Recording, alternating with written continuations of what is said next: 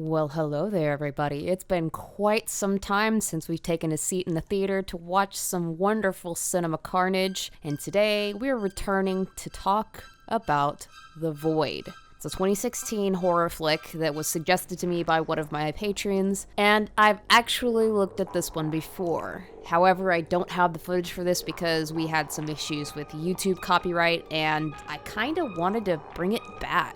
I wanted to redo this one and give you guys somewhat of what I'd put out a year or so ago. Hopefully, it'll be to your liking. Anyways, this is the poster. I love the colors, obviously I love blue. It's very mysterious, very Lovecraftian, tells you exactly what you're going to be looking for in this video. I like that. This is the synopsis of it that I'm going to give. I could go and do other stuff, but I'd rather not spoil too much for you guys. Shortly after delivering a patient to an understaffed hospital, a police officer experiences strange and violent occurrences seemingly linked to a group of mysterious hooded figures. Obviously very culty. Just like I so love to do, let's take a look at some Rotten Tomatoes audience reviews. First being from John P. on September 15th of 2022, and it says, weird, and unforgivingly boring and confusing mess. Sorry. This was the majority of this horror, splatter, gore fest, suspense flick's gestalt. I watched this as I heard somewhere it was a great movie for H.P. Lovecraft fans. Well, folks, it wasn't. I slogged through the swamp of bad plot slime, mediocre acting, and needless blood and gore until,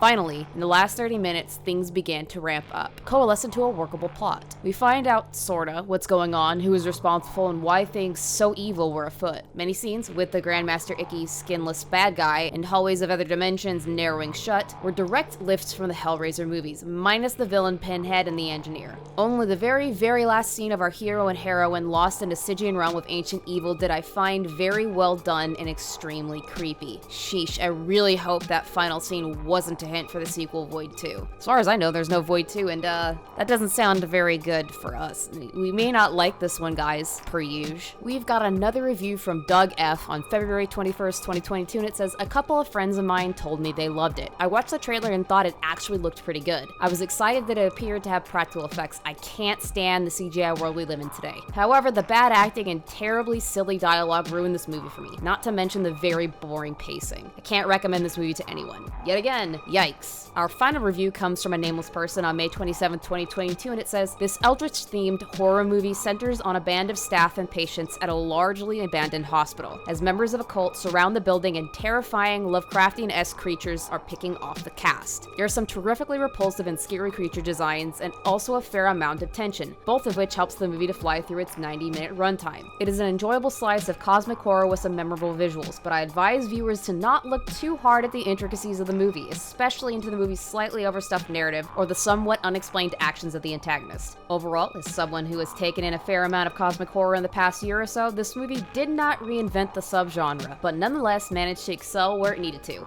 You'll notice that this one is a little bit more positive than the other two, but there's a very specific reason I picked this one to read for you all. Notice after all the good things that are said about this movie, there's a line that tells you not to look too deep into it, bro. And that's a problem for me. If your narrative is absolute dog trash, and I can't understand what the motive for the antagonist is, you've lost me, and I'm not gonna give a fuck about what's going on. I'm not gonna care about your characters. I'm not gonna care about what's going on. I'm just gonna tune out and completely just mentally fuck off. Now that we've gotten that out of the way and we have an idea of what we're getting ourselves into, why don't we dive head first into some beautiful cinema carnage.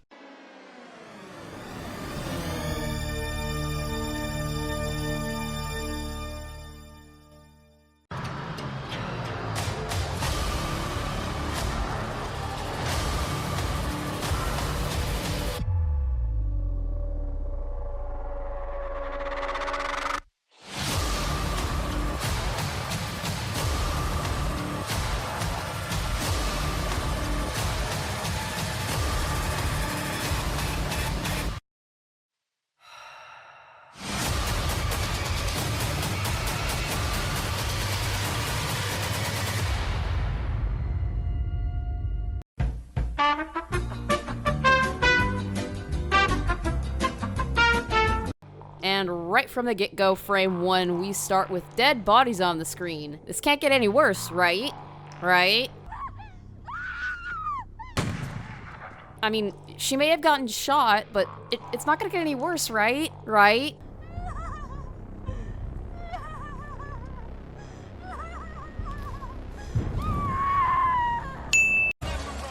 What the hell did I just watch? Wait, why the fuck is the clan here? And cue the obligatory B-roll if you thought that was supposed to calm you down. It doesn't. We are then introduced to our main protagonist, the cop Carter. And I'm just gonna let you know now, I'm not gonna remember that name. I'm probably gonna call him Asshat for the rest of the time because I just don't like this character whatsoever. And I don't really like any of the other characters, so they're probably all gonna get nicknames. And with the cowardly tweaker we saw earlier leaving his friend to die and be burned alive popping out of the woods, we know exactly why I call Asshat Asshat.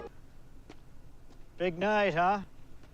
If, as a cop, you see somebody stumble out of the woods like they're injured and scared, and your first thought is, they must be on a bender, you're an asshat. Well, at least as soon as he sees his face, he takes him to a burnt-out, decrepit, abandoned almost hospital. But at least it's a hospital, right? And of course, as soon as he gets there with the tweaker, he finds out that dispatch didn't call ahead like he asked. At least the staff there, as minimal as it is, realizes that the tweaker's in trouble and takes him back very quickly for medical care. But not before Asshat is once again an asshat and says this.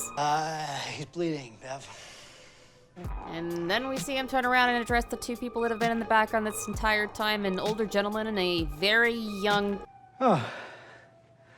Hi. Oh, hi, Mark. Put a massive amount of pins in that for a second. We are then introduced to two more characters, one of which is a female nurse, and the other an injured patient. I'm gonna call them Airhead and Tink Tink. Though I applaud their choice of movies because they have gotten out of the Living Dead playing on the television, I don't think the Airhead is very smart because she decides she's gonna show Tink Tink images from a book of somebody's hand being cut up while he's supposed to be eating a meal. And then she says this. You know, statistically, you're more likely to die in a hospital than anywhere else. Gee whiz, Nurse Ratchet, you're really comforting, aren't you? The lights start to flicker on and off, which is always a good sign in any kind of horror movie or series, right? And then we get a better look at the two people that were in the back, and yeah, she looks way too young. That's concerning. And I can't afford to be driving her into the city every time that kid gets fidgety. Give it a rest, Granddad. And my concerns are very valid at this point, but we don't get to really dwell on it that much because shit starts to go downhill very, very quickly from here on out. And Tweaky McGee is freaking out in the back while the doctor is giving him a sedative, and is it just me or does he look extra freaked out when he looks at the doc this entire time? Nah, it's probably just my imagination. They give him a little once-over now that he's passed out, and yeah, his nickname fits. As the main nurse should, she turns around and asks Asshat how he found this guy, and he earns his nickname once again by saying this.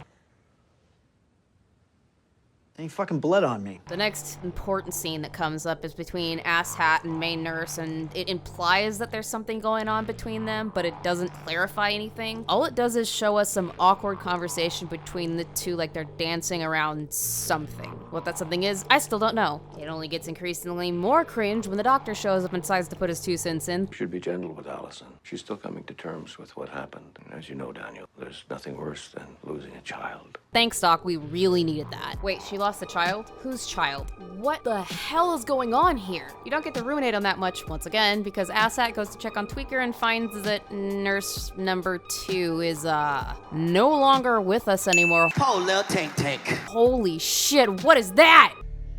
This isn't my face. What do you mean you don't got a face anymore? Can you help me? Darling, I believe there is no way he can help you at this point. And as he should, as soon as she turns the scissors on him, Asshat goes bang bang and she's gone. Well, at least we think she's gone. Everybody comes in, Airhead has the right reaction, and Asshat goes to the bathroom to puke, and then he passes out and has these weird images, visions, things. I don't know what's happening, actually. Just as we're supposed to be seeing some ominous thing in the sky in his dream, Asshat wakes up. And of course, even though he's told that he's probably had a seizure, Asshat decides to get up, ignore this entire event, and go talk to the state trooper that has apparently showed up at the hospital to talk to everybody. There's also a throwaway comment from the doc to Asshat that he's just as stubborn as his dad, and I think that's their attempt to try and endear us to the characters, but it doesn't work. Asshat briefs troops on the faceless nurse, and Asshat is briefed on how troops got there so quickly. We got a major bloodbath about 20 miles north. It's like he tore the place up like a butcher shop. Yeah, we know Tweaker didn't do all this. We also are well aware that Tweaker didn't drug faceless nurse, but regardless, troops wants Asshat to give over his firearm, which Asshat does. You two fuckers just made the biggest mistake of your lousy career. Again, more crap about his dad. I don't care. Asshat tries to call dispatch on the phone. Phone doesn't work. Asshat goes outside to the car to call dispatch through the car radio. Doesn't work. He looks up and the KKK's ear gun.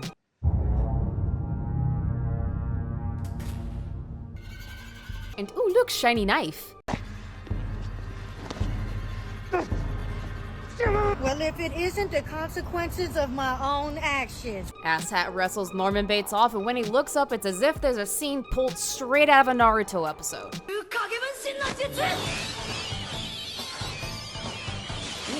Asshat gets inside, somehow collapses on the floor, and we cut to...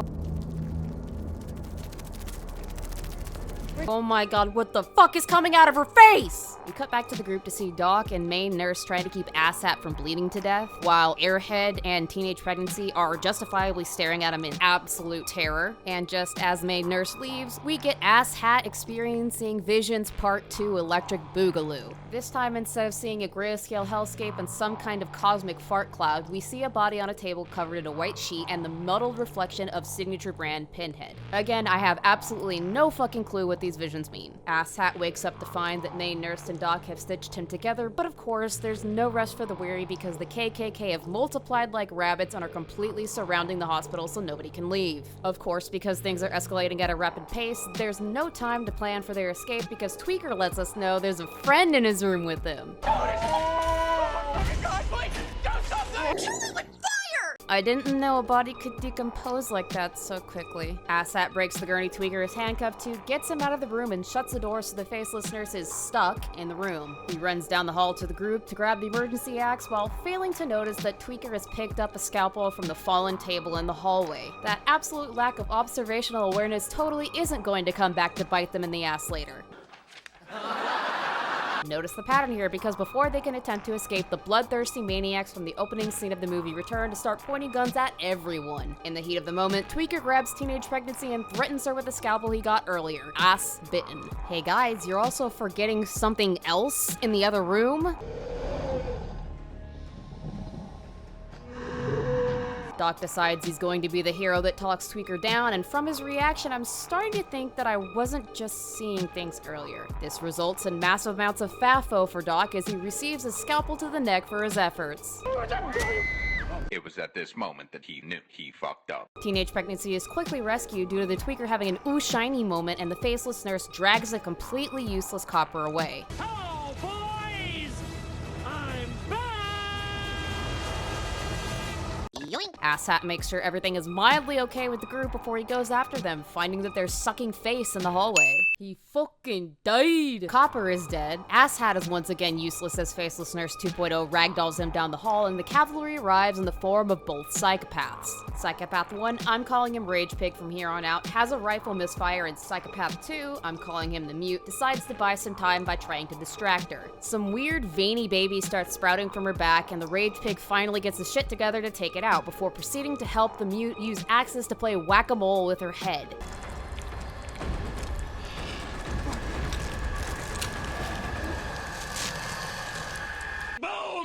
The Faceless Nurse is dead again, Copper's head is cut off to keep him from changing, and the three men return to the group to find Doc didn't survive.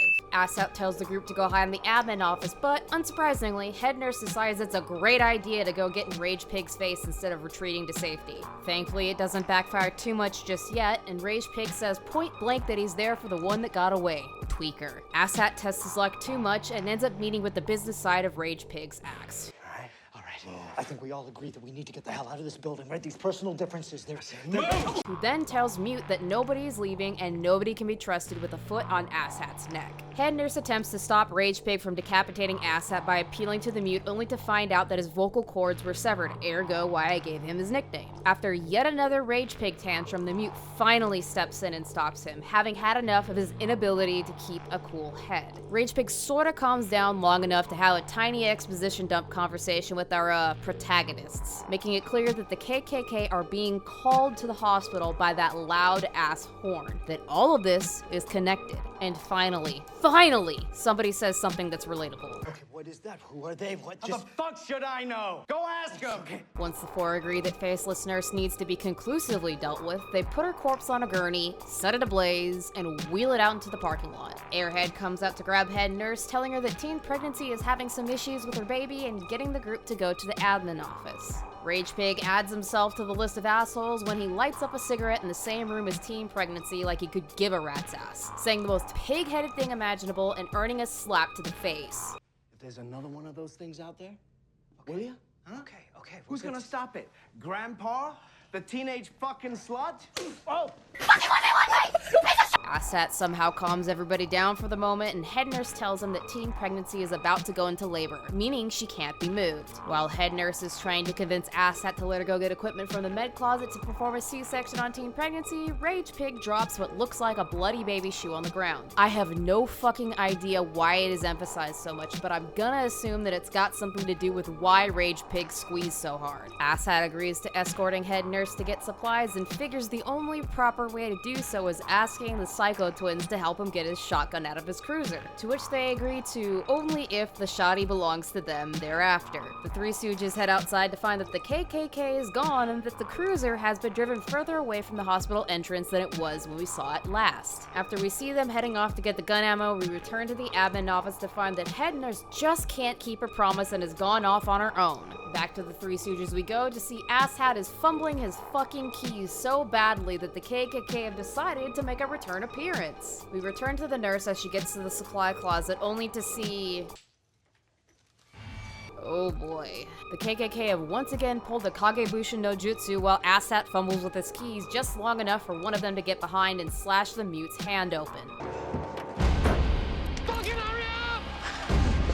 Bitch. When Asshat finally gets the shoddy moments later, he blows the lone White Hatter away and gets inside to find Head Nurse has bolted without him. He grabs Rage Pig and heads off to find her, giving us even more exposition dump. TLDR, the Rage Pig took Mute in after the KKK killed his family. Oh, and we also get this little tidbit. I'm pretty certain that you can beat the shit out of me, but I consider it my special privilege. I hate my wife right now, so if you could kindly shut the fuck up. So, Asshat and Head Nurse are an estranged married couple who pretty much separated after they lost their child somehow. Right. Oh, and now you notice that Doc's body is missing. They head down the hall, pick up Copper's handgun, and make it to the med room only to find Head Nurse is gone. They pick up the bag of supplies left on the floor by Head Nurse and are distracted by the phone ringing in Doc's office on their way back to the admin room, heading inside to investigate. Asshat picks up the phone call, which we see is coming from the morgue, only to hear Doc on the other line. Here's part one of his little monologue, minus Asshat's responses. Hello, Daniel. You saw something. I felt it when you woke up, but what was it? I can show you more if you'd like. I'm sure it's hard for you to understand. Beverly found it difficult as well, but I assure you my intentions are altruistic. While this is going on, Rage Pig opens a box on Doc's desk to find a journal detailing the sick rituals conducted by the doctor and his flock, along with images of their sacrifices. Asshat prompts the full exposition dump from the Doc, resulting in the second half of the monologue. You tried so hard to follow in your father's footsteps, Daniel. Do you really want to follow him where he's gone? I understand how desperate loss can make you. The night you brought Allison to me, the life inside her desperately clawing to get out. Losing my daughter changed me, but I'm doing what I have to make it right. You'll understand soon enough. Doc ends the conversation by saying he's going to help everyone in the hospital, and Asshat justifiably freaks the fuck out. So Allison has been kidnapped by the Doc, who's the leader of the KKK, and she's being held in the morgue. Fan-fucking-tastic. Back to the admin office we go for a prep montage of the Three Stooges, Asshat quite literally leaving the fate of teen pregnancy and Airheads shaking hands. Copper's pistol is given to Grandpa, and an axe is left behind just for insurance. They see a photo of Tweaker in the stack found on Doc's desk and decide that with a little bit of finger breaking, they could pump him for info. TLDR number 2, he was tricked into going to the house in the opening scene thinking he was going to score some rock candy, only to be subjected to ritualistic orgies and killings to make freakish beings like what Faceless Nurse turned into. So the three Stooges become 4 and they head down to the morgue to rescue Head Nurse. We get our first glimpse of the burnt out and condemned part of the hospital that I'm going to assume is connected to the fire they've referenced so many times throughout the movie. It's bleak, dark, and covered in ash. That's all you really need to know. The 4 Stooges head to the back of the building and down another flight of stairs that are supposed to lead to the basement, only to find that something is terribly wrong and they aren't seeing what is being described by Airhead over the radio. Oh yeah, Asshat gave Airhead a radio during the montage so she could tell them how to get to the morgue. My bad for forgetting to talk about that. Their connection starts to cut out as they continue down the hall and find yet another staircase that isn't even supposed to be there. As they head down the second set of stairs that isn't even supposed to exist, we move to the morgue where Head Nurse is being kept. At this point, we are at the movie's climax and a whole lot of spoilers lie ahead, so if you don't want any of that, now's the time to cut out.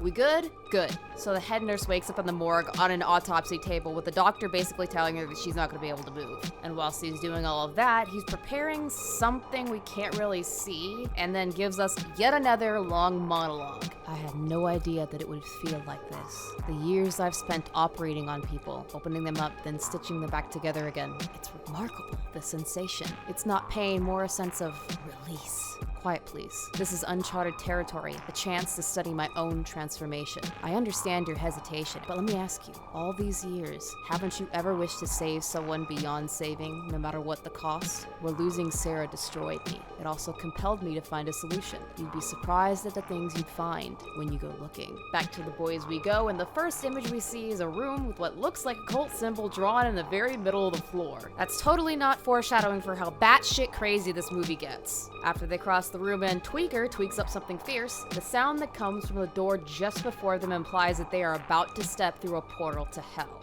We briefly pop back to the admin room to see teen pregnancy crying about how someone has to be there for the baby. Without fail, she starts going into labor, forcing Airhead to do something helpful for once by injecting her with an anesthetic or something that knocks her out. I'm not a doctor, I'm just making an educated guess of what I think it would be. The boys come up to a door with a triangle symbol on it, and Asshat has another vision, the last part of it being of a scaly figure hidden by shadows. And as the door to hell opens, yet another monologue from the doc, yay!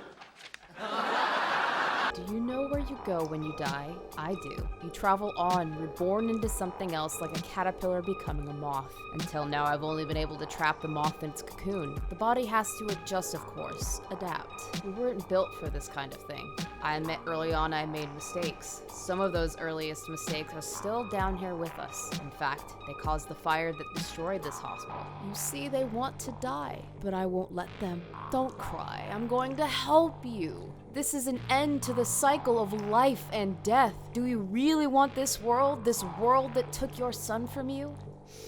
Do you know what happened that night to your unborn child? Umbilical cord became entangled. Simple as that. Strange, isn't it? The very lifeline between you and your child constricting like a noose around his neck as he struggled to get out. Tighter and tighter until he finally couldn't struggle anymore. Nature's futility. I can stop it. This is the first real step, a true resurrection. I lost my daughter to the abyss, but tonight I am calling her back. And then we see the doctor walk into frame and...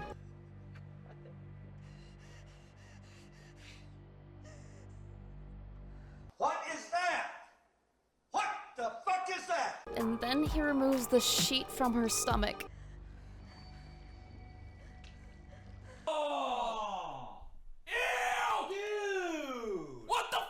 It cuts to seeing what hell looks like, and oh boy is it unsettling. The 4 Stooges walk through a hallway lined with flesh and littered with mutilated corpses to the tune of a baby wailing in the background. Progressively, each of the 4 men begin hallucinating, the first being Rage Pig, who sees the visage of a bloodied woman telling him he's needed. And then comes the part that legitimately did make me freak the fuck out.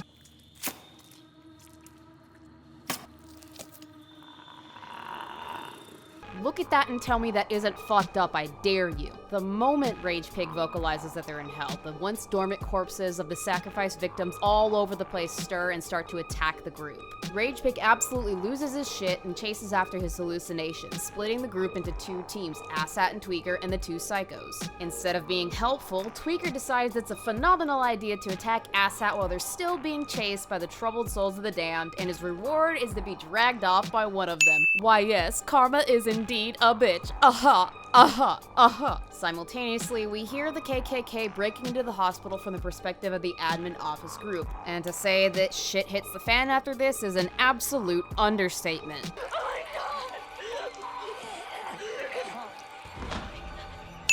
Well, Grandpa's gone, but it can't get any worse, right? It's finally time.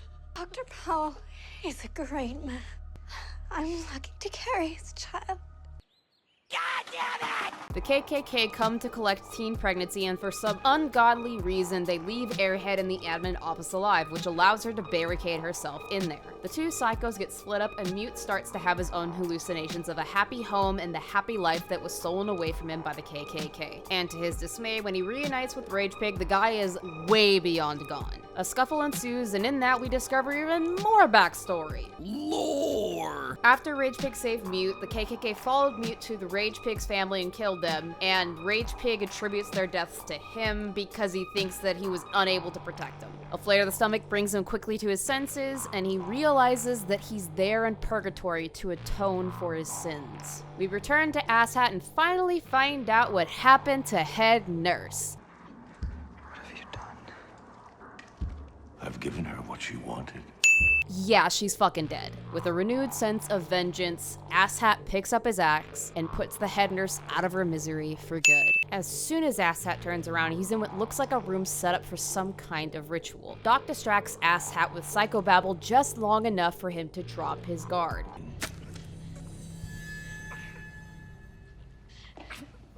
Boy, she really loves taking men from behind, doesn't she? Teen Pregnancy waddles her way over to the Triangle to meet with the new and improved Doc. And he almost looks like a signature brand Black Frieza. That's stupid! You're stupid! Stop being stupid! Even sounds like one too.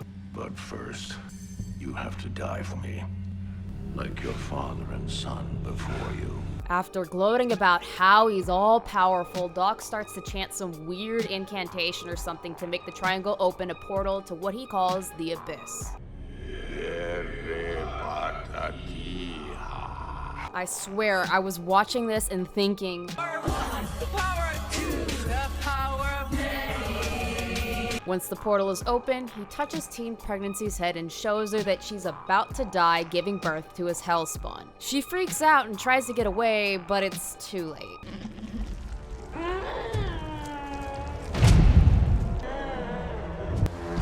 Holy shit, is that thing dragging her by their fucking umbilical cord? Before Demon Spawn gets his hands on Asshat, the two psychos appear and start pumping it full of buckshot. This goads it into chasing them to the next room and grabbing them both by the ankle with his tentacles, which injures Mute's calf and penetrates Rage Pig's torso. That's what she said. In a last-ditch effort to save the Mute, Rage Pig pulls out a bottle of isopropyl alcohol from his jacket and douses himself with it, intent on taking the creature with him in a blaze of glory. Get it? Blaze of glory? Setting himself on fire? Haha. Haha. Okay, I'll stop now. Mute pulls out his last flare, sets it off, and tosses it at Rage Pig before crawling away as fast as he can. With Teen Pregnancy gone and Demon Spawn supposedly disposed of, Asshat is left to take Doc out with his trusty axe. While Doc is focused on gazing into the astral plane, Asshat thrusts his axe into the shoulder to merely stagger him. Doc tries to choke Asshat out and kill him then and there, but he absolutely screws the pooch by bringing up the head nurse, giving him one last burst of energy to send them careening through the triangular portal. Yes.